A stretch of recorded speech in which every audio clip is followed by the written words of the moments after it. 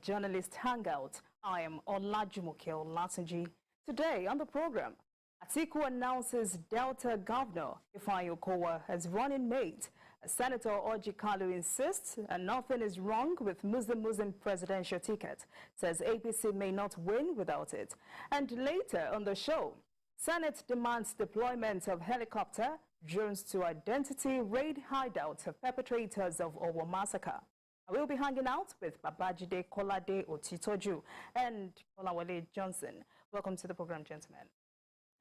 Journalist Hangout.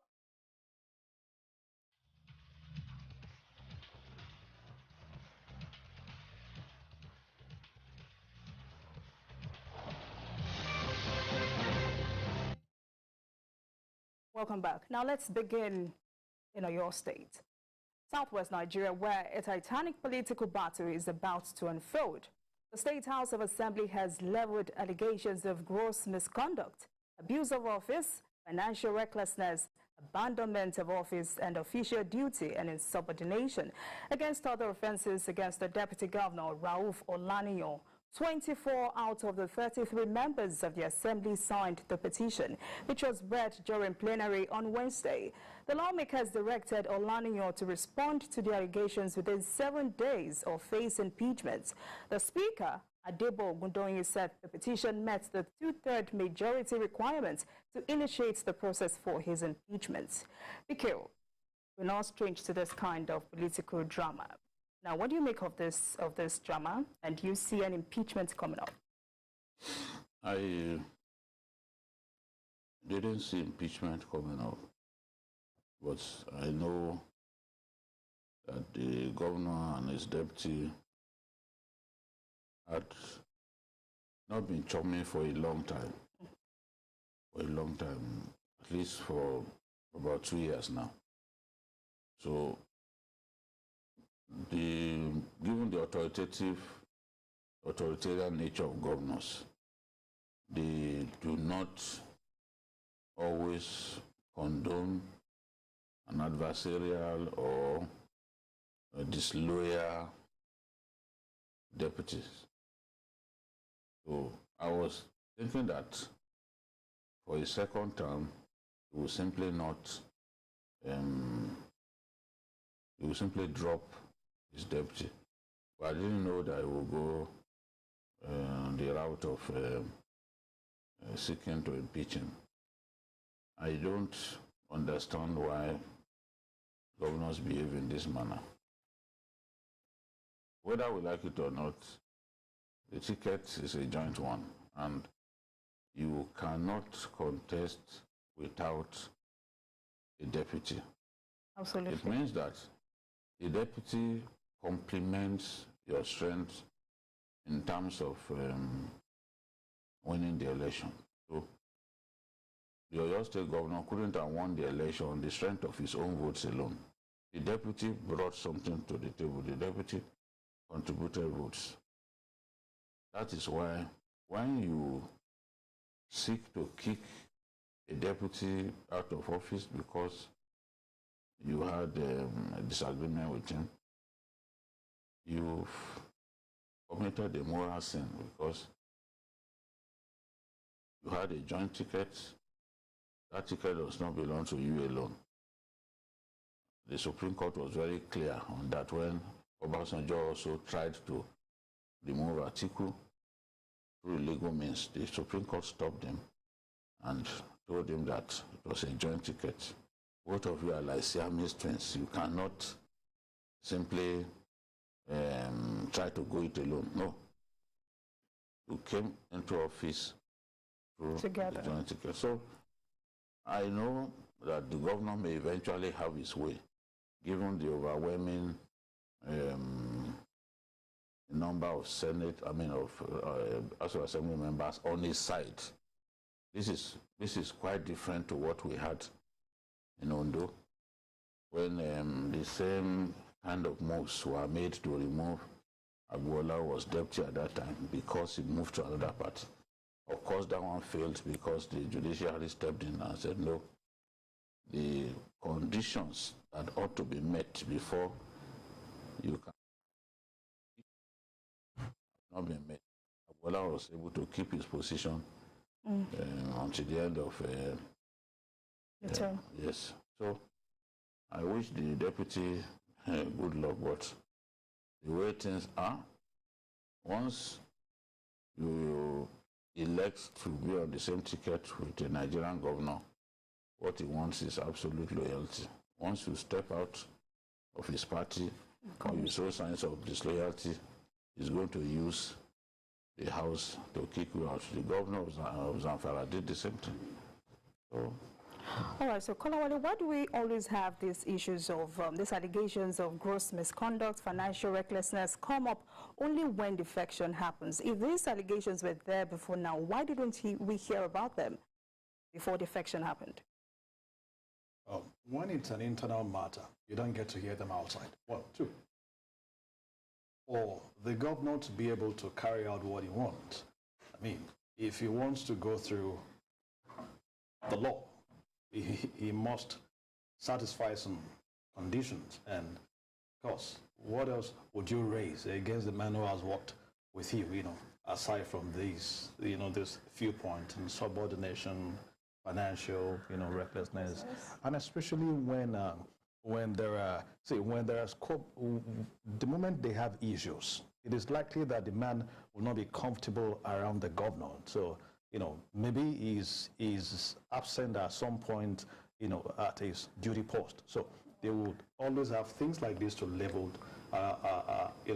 against one. But you should understand the fact that this is not new. I mean, it's been from as long as you can remember in this dispensation. And I think while it is good at times to speak truth and condemn the government, we should also look at the fact that in the game, loyalty, it's a grand norm. It is what is expected of you to your boss. For example, I can have a subordinate who is fighting me, and I want to keep him, with me. Number 1. Number 2, joint ticket. A lot of times at the state level, works. It is the governor that they just need somebody. Unlike the national politics, where it plays a lot of roles. Of course, there are some states too, or some instances where the deputy, plays a lot of role. But a lot of times you look at state politics, the main actor is the governor. The main financier is the governor. So he thinks I can't do all of this. I brought my political capital, brought my money, and you want to stay back here to enjoy the same without being loyal to me. And so a lot of times they see it as an affront against them. Then, thirdly, the moment you leave the party to another, the governor cannot find it funny again to work with you. Mestro gave the instance of the Ondo State factor. Why Ondo State failed is not necessarily because of the judiciary alone, but because the man is strong politically. He was able to control a good number of guys at the State House of Assembly. So if this governor is strong enough with that number too, very likely he may escape the armor. But as long as he's not strong enough politically, he can't enjoy the political fortune that maybe he's not bringing so much to the table on politically. I mean, not really about the joint ticket. Wish them the very best of luck. All right, thank you very much. Let's stay away from all your politics for a minute. The principle of check and balances in the presidential system of government predisposes overbearing influence of one arm over another among the executive, legislature, and judiciary. After refusal of President Muhammadu Buhari to give assent to the amended Electoral Act relating to statutory delegates captured in Section 84, the House of Representatives has begun moves to override him. The 30-day constitutional window for the president to either sign or reject the amendment has lapsed, hence the decision by the lower legislative chamber to override him for the amendment to become law. Let's share this story with you.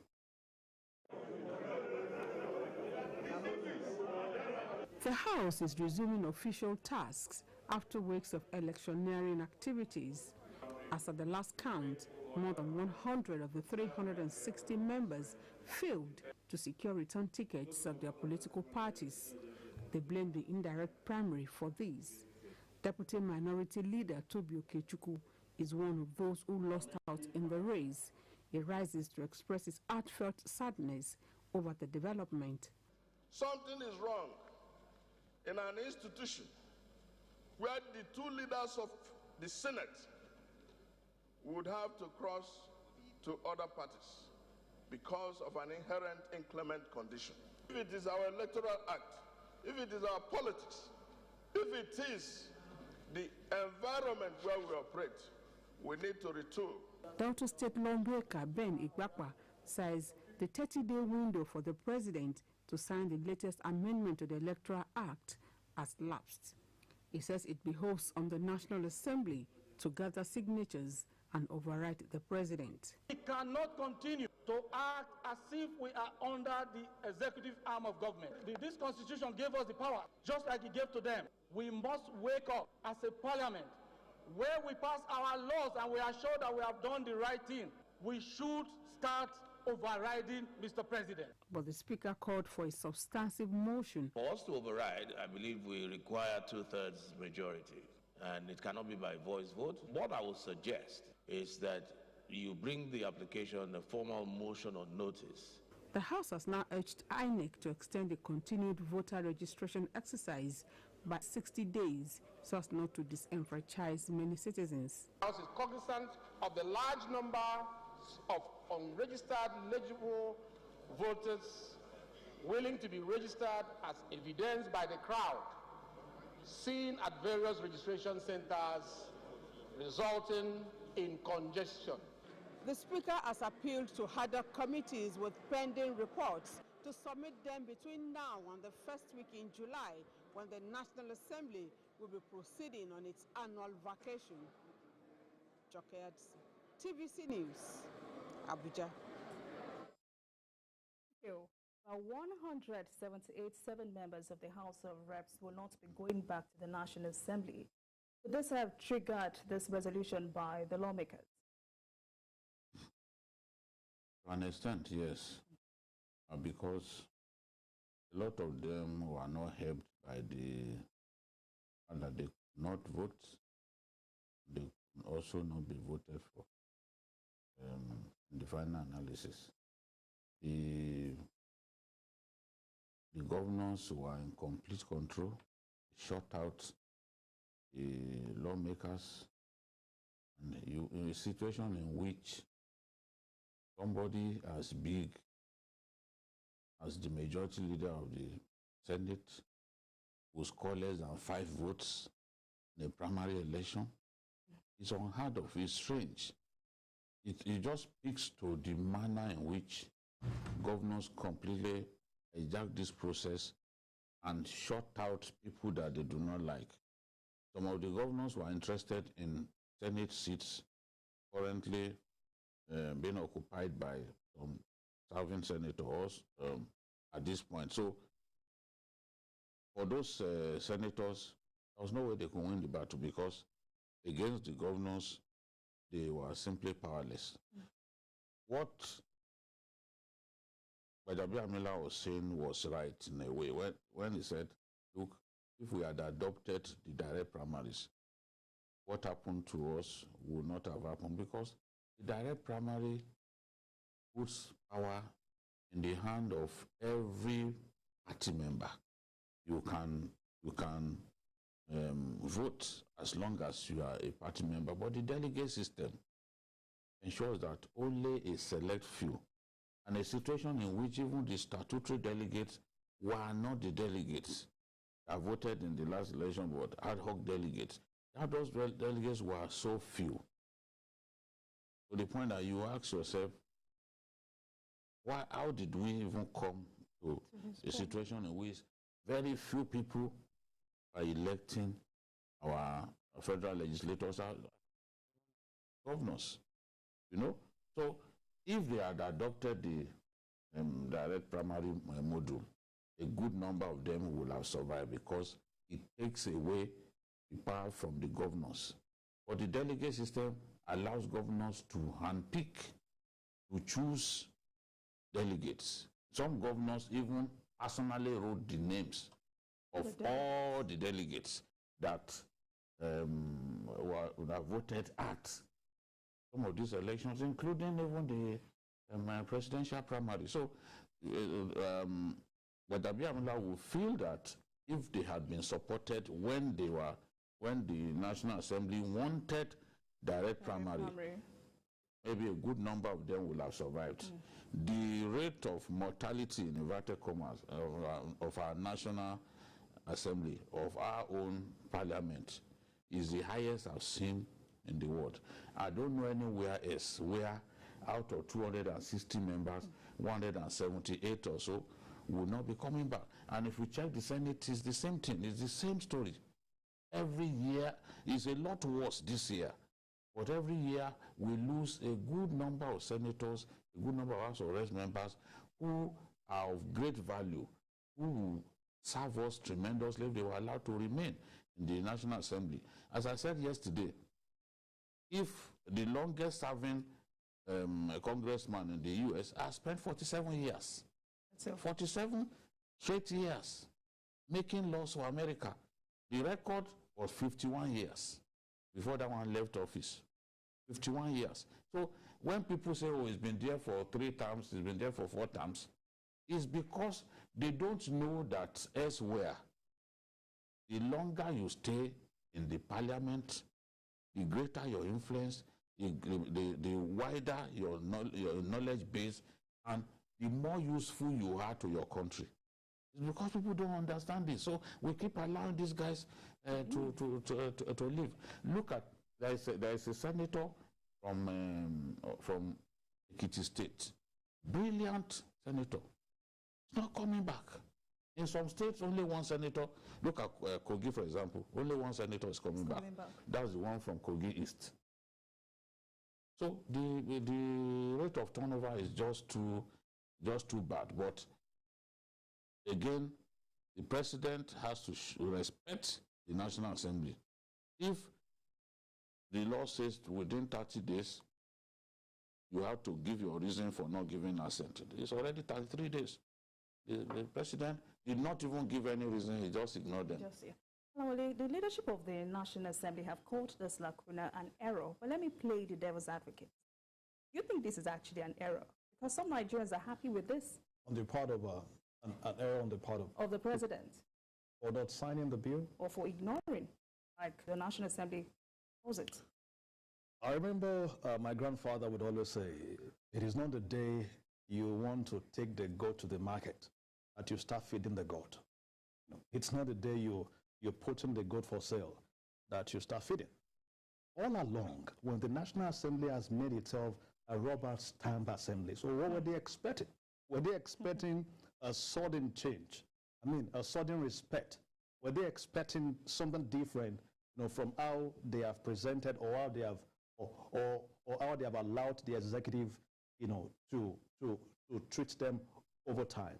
It appears when you have a crisis between the National Assembly and the presidency, we are quick to go to the, to start shouting, oh, they are not supporting the executive. Whereas the National Assembly is meant to act as the instrument of checks and balances to the executive. And there is no way you can do this, without some friction. So when you see such frictions, we shouldn't be quick to rush the media to say, oh, they are not supporting. And unfortunately, we have been very quick to also condemn the National Assembly without without the good understanding of what they are meant for. So the executive, they have over time, reading on this one, I mean, they have been exploring this to ensure that they kick them to the corner. It didn't just start. Unfortunately, during the last assembly, when that assembly was trying to assert itself, Nigerians were calling them all manner of names. And this present assembly practically submitted itself to the executive. So it is not today that they will start demanding for the respect they by themselves willingly give to the executive. It is, if you call it an error on the part of the presidency, it has also been an error on their part to be a National Assembly that refused to assert its authority, to the executive. Now, this is just a one-off thing. Do you know how many things they have had to swallow It is just because this is something more important, that is gaining traction in the media. Else, they have had to swallow a lot. I remember when they were running probes. It was an order for them to stop probe in the National Assembly. And they practically came out to say, okay, all ad hoc committee should stop probe. And it stopped. So it is not now that they should start crying. They should have cried long ago. For me, if these had not played some role in undermining a democratic system, I won't give it off. But unfortunately, it is not good for the system where the fate of the country is given to a limited number of people, handpicked also by only one person, the governor. It is not fair. All right, thank you very, very much, gentlemen, for the contribution so far. We'll take a very quick commercial break. I'll be right back.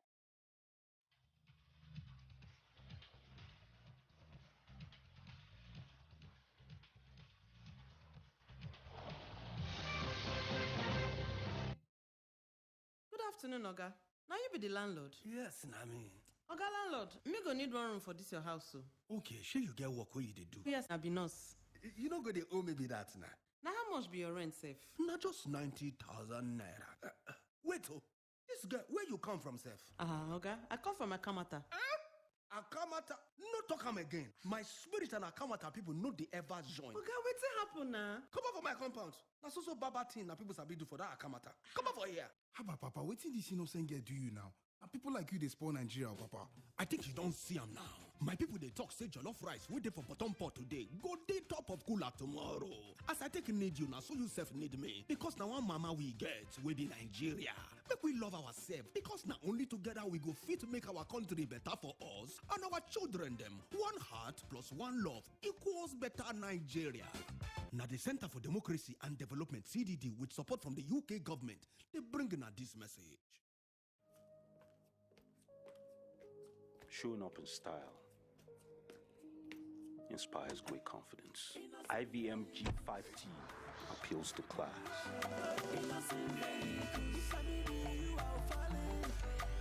Time is of the essence. With IVM Kappa, business and meetings are always on the go. Fun time with the family.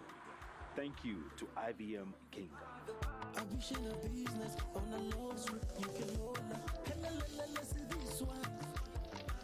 IVM Kara is always stealing the show. Isn't she beautiful? Influence defines a great leader. IVM Seriki is Africa's commute king. Strong, reliable, and durable. With the concept of regionalization, Innocent Vehicle is committed to satisfying its customers with producing their everyday dream cars.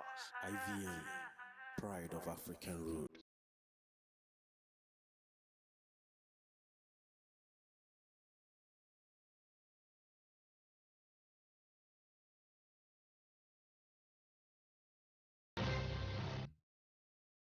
Welcome back. This is Journalist Hangout, and I have been hanging out with the maestro, Bajide Kolade Otitoju and Kolawole Johnson. For the main opposition, People's Democratic Party, PDP, the wait is over regarding the choice of a running mate for its presidential candidate in the 2023 elections. Atiku Abubakar, at the PDP Secretariat in Abuja, Atiku announced the governor of Delta State, Ifeanyi Okowa, as his running mate. All eyes are now on the presidential candidate of the ruling All Progressives Congress, APC, Asiwaju Bola Tinubu, to unveil his running mate.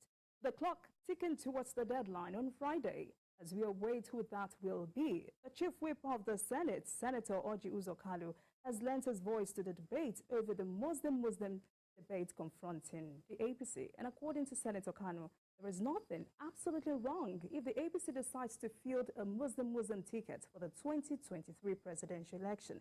He said without it, APC may not win the election. But first, let's hear from Atiku. Accordingly, let me say that the person I have chosen as my running mate possesses good identified qualities. He personifies not only the seriousness the current moment represents for our country come 2053. I am pleased therefore to announce here. I'm just reminded that I'm not accepted. Now, wondering who would have failed to accept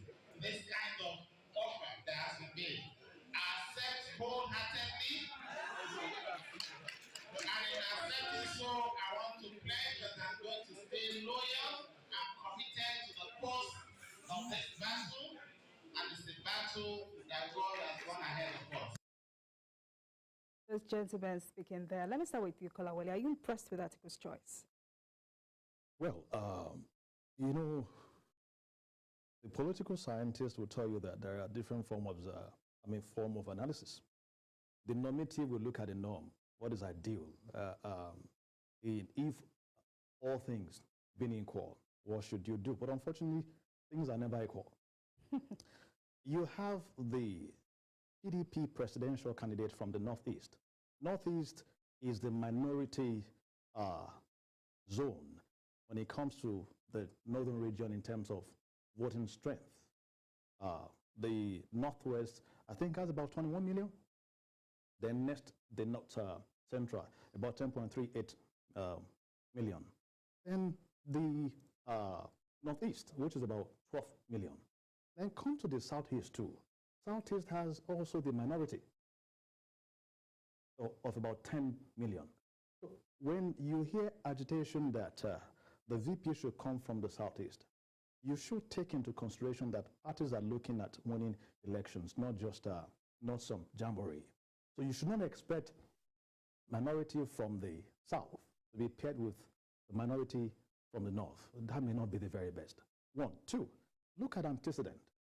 The man has picked Southeast twice. What has happened?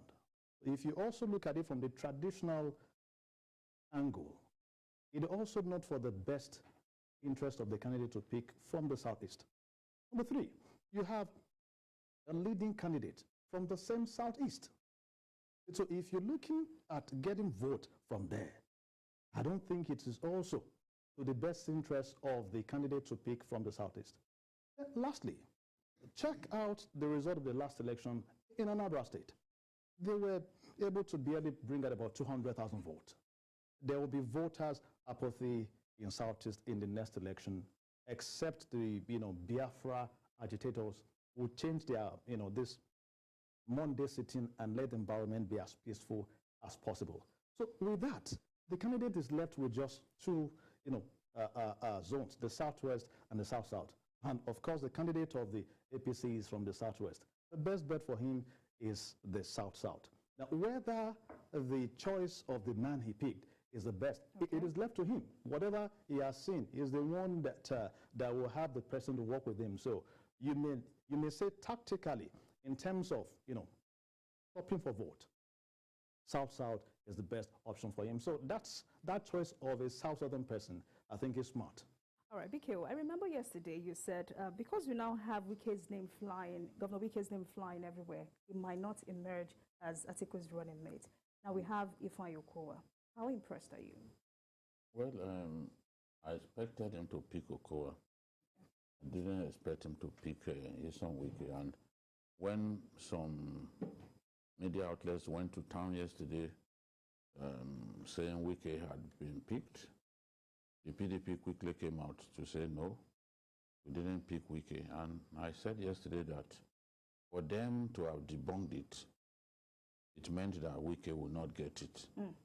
So as we have seen, Wike did not get it. If it was their wish to give it to Wike, they would not have come out with the kind of strident denial that we had yesterday.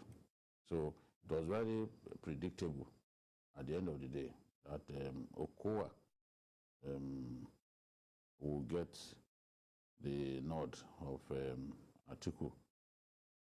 Okowa's Delta State, on the average, in the presidential election, they bring about 1 million votes minimum. Of course, Rivers also does well. Those two states in the South-South, if you have them, you are guaranteed a huge number of votes. So, naturally, that was the zone to go to for him. And then, of course, now,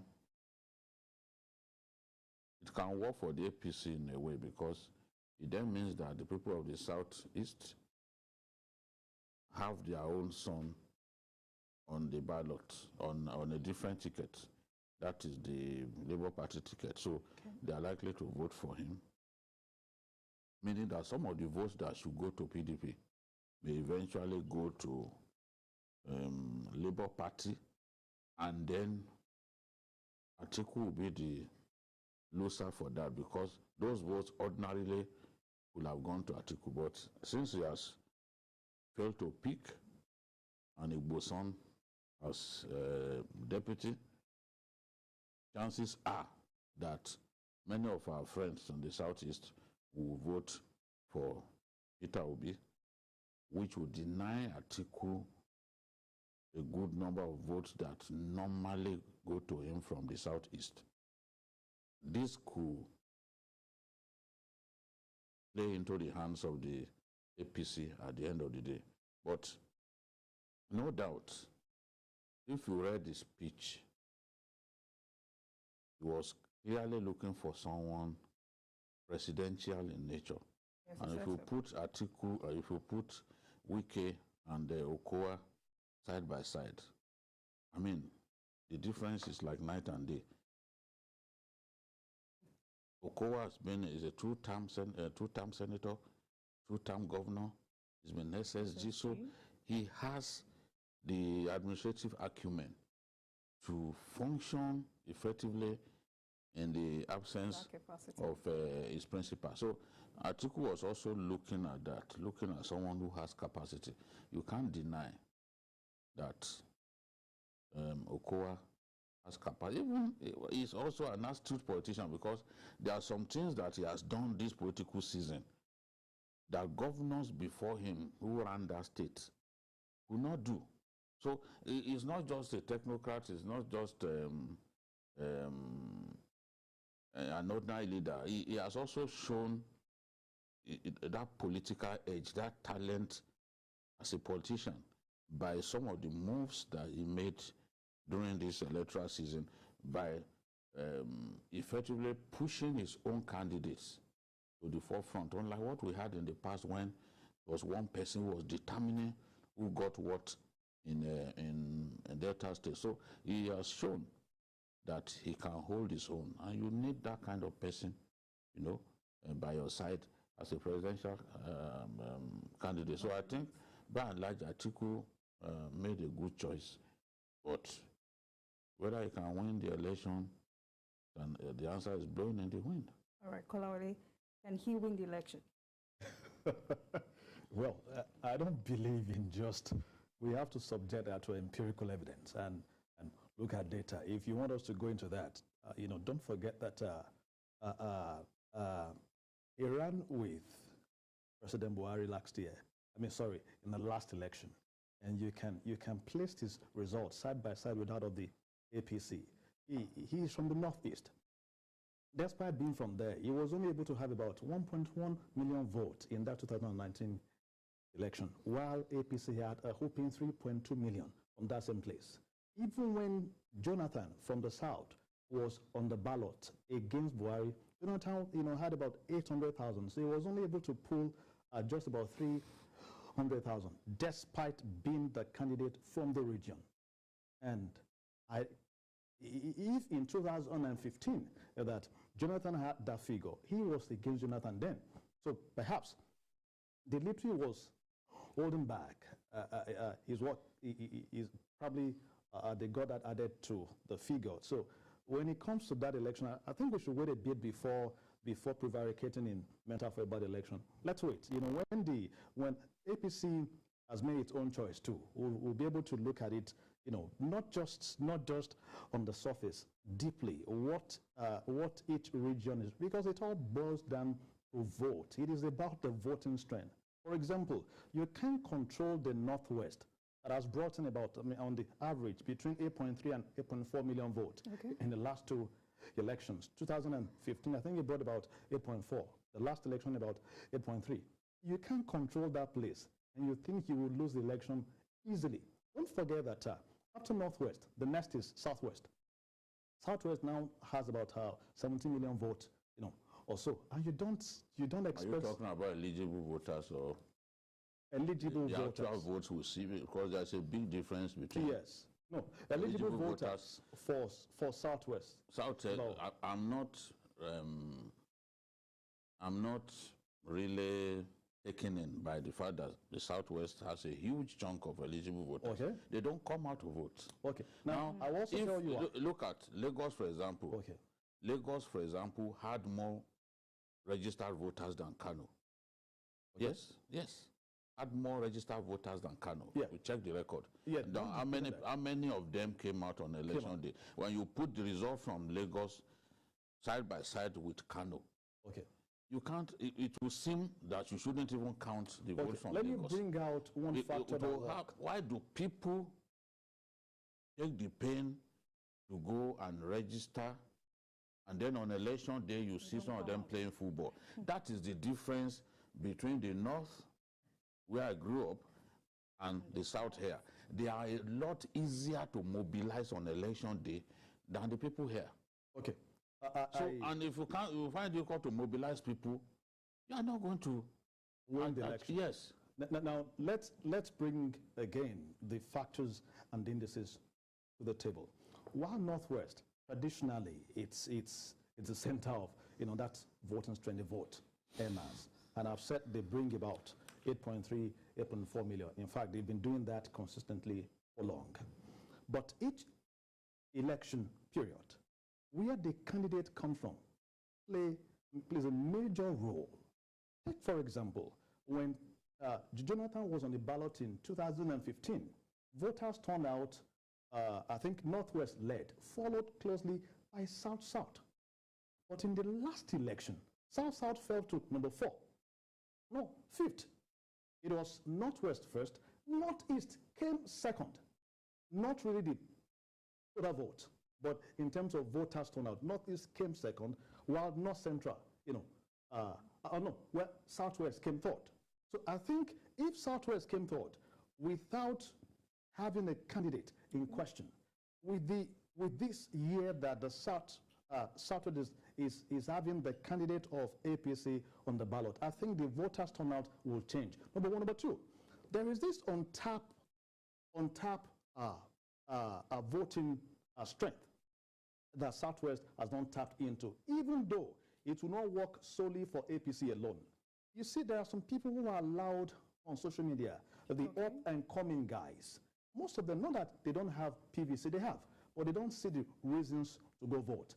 Next time around, they are mobilizing to vote. And it's going to add to the volume of votes coming from the Southwest. And don't forget that most of these guys, they reside, they are all, they are mostly resident in Lagos. So again, new voters are coming in, and I think it is also the job of political parties to mobilize. Mobilize from the period of voters registration. Don't just wait for the final election alone. Then lastly, you understand that in 2019, the game was quite different. It was a president seeking a re-election. And there was this, of course, aside from the normal or the usual, not normal now, the usual voters apathy you have down south here. You have a president that he had lost that momentum. So it's like people were not really, too pushy to vote. And Lagos State, most especially, it's a state that you have a lot of persons with that awareness. It is easier for you to go to the rural area to just bamboozle, folks to vote. Not in Lagos. They are educated voters, so it takes a whole lot to mobilize them. And I think the factor of the candidate coming from Lagos should help in that. So I think we should just put this issue of who will win the next election to rest until everything is settled down. We can go into data. Our people need to change. There is no reason why. When I listen to you, I go down memory lane. I look at political behavior. Akwa Ibom State consistently outvotes Lagos. Is there a reason for that? Any election. Okay. Any election. And it's not as if the population of Akwa Ibom is close to that of Lagos. In the list of registered voters, Lagos is number 1, and then Kano. I'm not talking about this this year. Yes. Talking about 2019. So if you are on top of the pile in our country, a state like Akwa Ibom shouldn't be outvoting you. There is a problem with getting people to realize that it makes sense to go and vote. There's a big problem of that here. You can sometimes 100 and 200 and something thousand votes in this state. I mean, it shouldn't be that bad. Why would you register and then refuse to vote? Why? Then this is also one thing the parties should also identify as a problem. You don't just, I think it is easier for us in this part of the world to think election, don't worry, just wait, you throw your weight around, during the election and you win. It is not just enough. The parties should see this now as an issue to also address by first delineate the public you have in Lagos. You don't have the straightforward message, just one approach fit all. Delineate and be able to address each of these publics specifically with different communication strategy and mobilization strategy that will ensure that they come out to vote. I just hope that I mentioned some otherwise factors. we will have this election. Yes. We'll be back here. And I'll remind you of what I said here. People here don't want to vote. It's not, that is just the problem. All of the people that you are talking about, they are preparing, how come more than 6 million people will register to vote?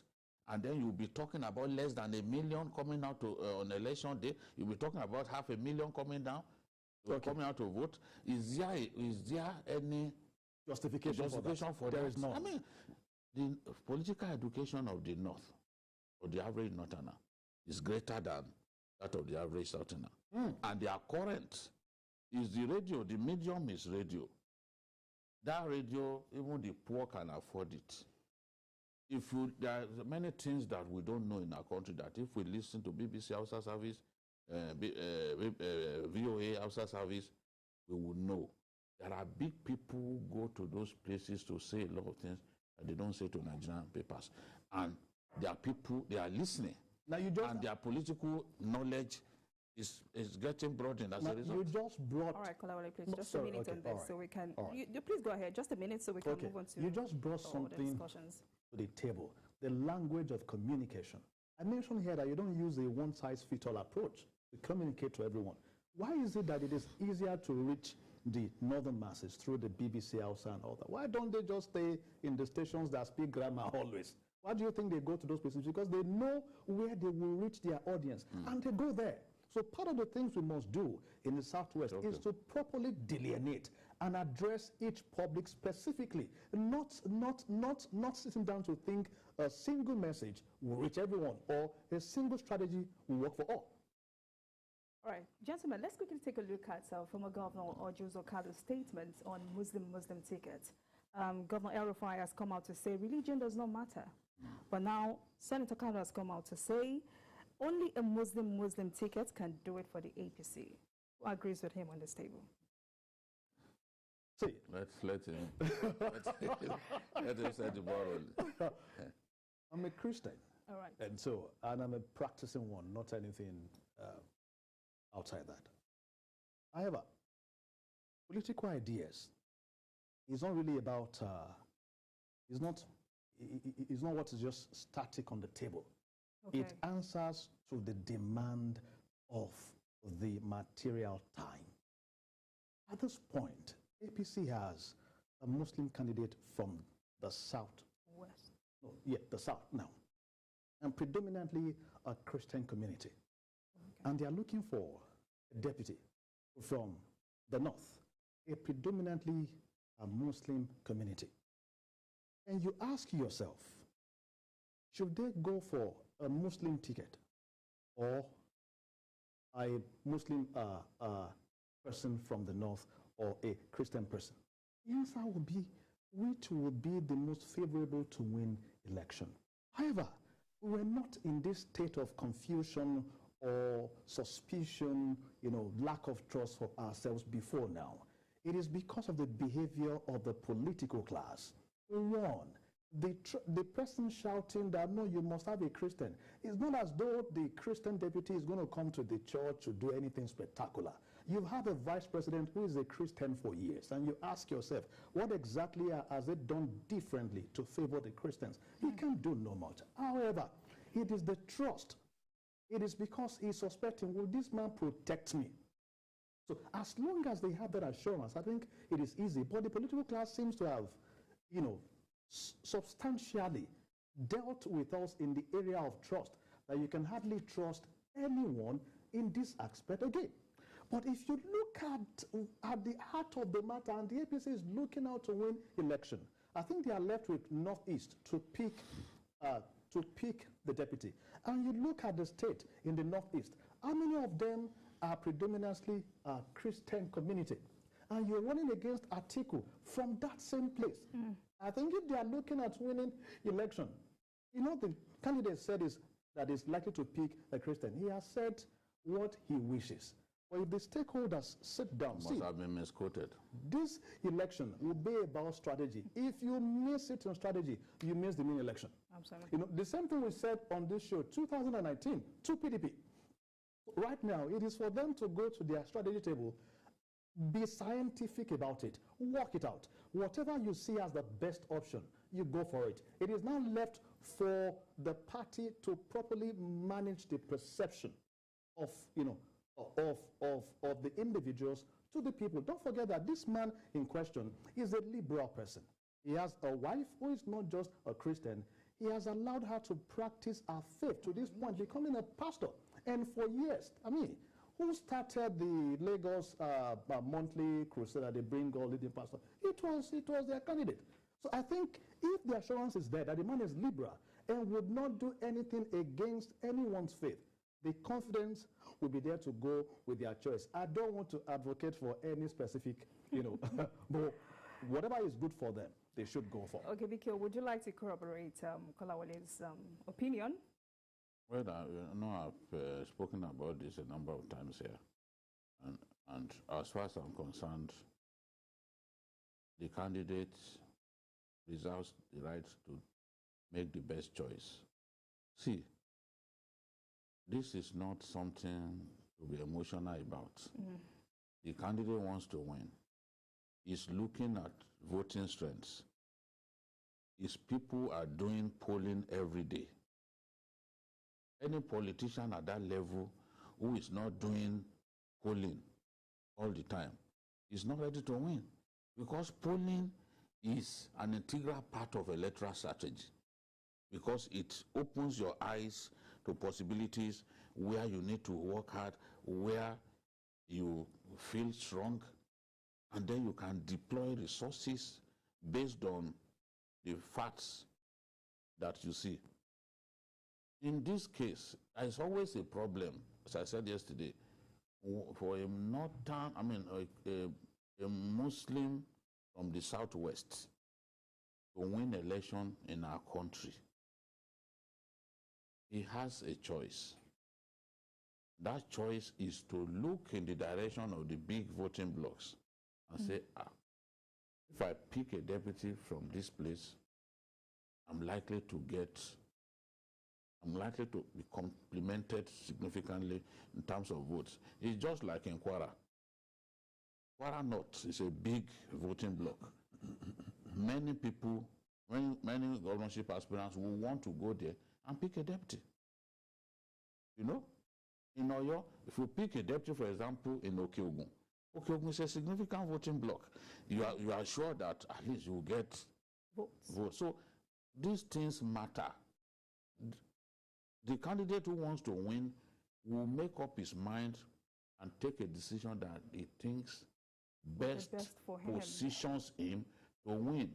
And as we have seen with Atiku, even if advisors within the party come up and say, okay, we have this person for you as your deputy, he reserves the right to say, no, I can't be. He did that. On the, no, that's why you have to rub it. Or what if he denies? Now, he reserves the right to say, oh, I cannot run with this person. Because if he loses, he's the one that people would accuse of having failed. So in this case, Abiola was in this kind of situation before. What did he do? He picked Babagana Kingibe, and they won. If Asiwaju is thinking strictly about winning, he's got to go to where the votes are. He has a choice to make, to either pick someone from the northwest or pick someone from the northeast. So the choice is there for him to make. He cannot afford not to get it right. See, whatever decision he takes, those who will complain. But he has to be strategic. He has to be focused on winning. I know, I assure you that I know, whatever you say about him, he's got this upstairs. He already has his mind made up. All right. I don't expect anything unusual. I think I do apologize. Please, you have to hold that thought. We have a commercial break, and we'll be right back. Commercial break. All right. Can you make your last opinion, all right. please? See, even with the Buhari hurricane, very short. He just couldn't have it alone. He needed the voting bloc of the Southwest to come into the alliance to win the election. So for the Ashiraju campaign team, if you're looking at winning the election, look at what you think will win. For example, if the Kano voters left Bashiru Tofa then to vote for Abiola, it wasn't because of that Abiola factor alone. Religion was also part of it. All right, thank you very much, gentlemen, for your robust contribution on the show. I have been hanging out with Babajide Kolade Otitoju and Kolawole Johnson. That's all on Journalist Hangout. Join us tomorrow for another episode of the program. You can watch the repeat broadcast of this episode tonight at 11. Join us on Sunday from 1:30 to 3:30 p.m. for Journalist Hangout on Sunday. We are on YouTube at youtube.com/TVC News Nigeria. I am Olajumoke Olatunji. Bye for now, and God bless Nigeria.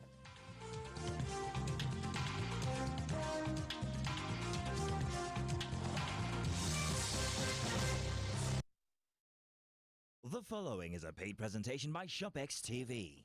You're watching ShopX TV, home to some of the most popular international brands in Africa, including Papa Chef, MyFit Jeans, Genie Bra, the Power XL Air Fryer, the NutriBullet, and more. ShopX TV has brought you the latest innovations in lifestyle, fitness, and cooking from across the globe, and we are now proud to introduce our biggest offer ever.